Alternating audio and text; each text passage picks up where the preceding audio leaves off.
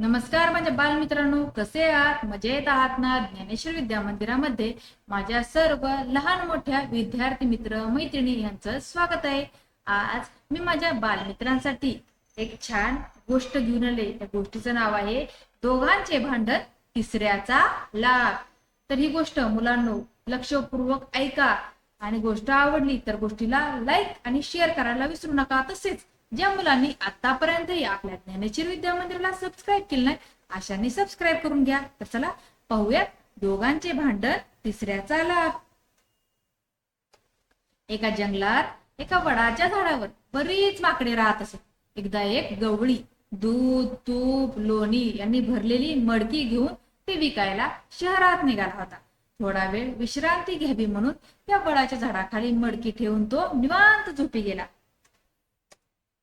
गवळी झोपला आहे आणि बाजूच्या मडक्यात दूध तूप लोणी आहे हे त्या झाडावरील दोन माकडांनी पाहिले.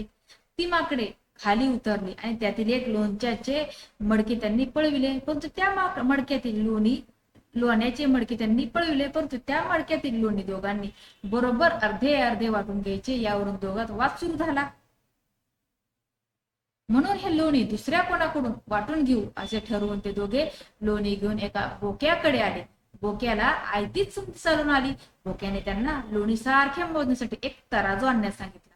तराजू मिळतात बोक्याने लोण्याचे दोन भाग करून तराजूत टाकले.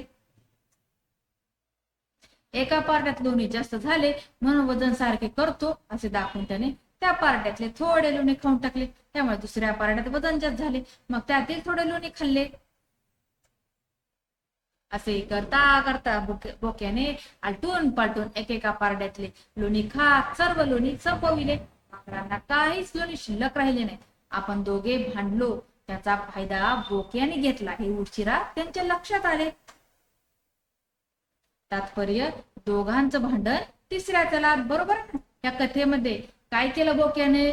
त्या दोघांना तुम्हाला समान समान लोण्याची वाटणी करून देतो म्हणून तराजू मध्ये लोणी तराजू लागला मापू लागला.